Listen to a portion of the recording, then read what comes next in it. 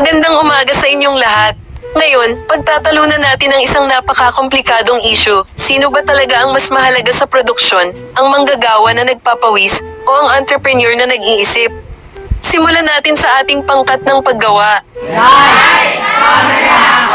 Action! Kami ang bida, syempre.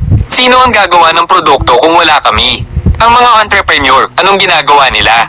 Umupo lang sa opisina, nagkakape at nagpaplano. Kami, heto, nagbubuhat, nagpapawis, nagpupuyat. Ang mga kamay na ito ang lumilika ng yaman. Kung wala kami, wala silang ibebenta. Kami! Bida kayo! Excuse me, my dear. Kung wala, utak na yun. Saan ninyo ilalagay ang martilyo? Sa ilalim ng unan? Kami ang nag-iisip ng idea. Kami ang nagpapatakbo sa negosyo. Kami ang naghahanap ng pwesto. Kami ang nag-diskarte sa pera.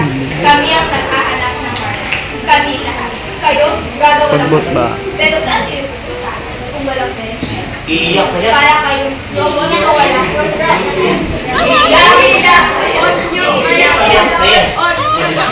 Robot ha? Eh, sino ang gumagawa ng robot? Kami, kung hindi kami magtatrabaho, wala kayong gagamitan. Wala kayong lugar, wala kayong kahit anong pagmalaki.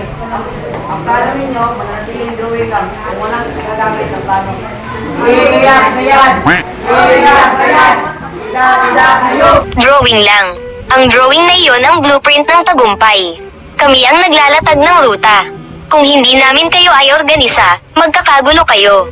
Sino ang magbabayad ng sweldo ninyo? Sino ang magbibigay ng trabaho sa inyo?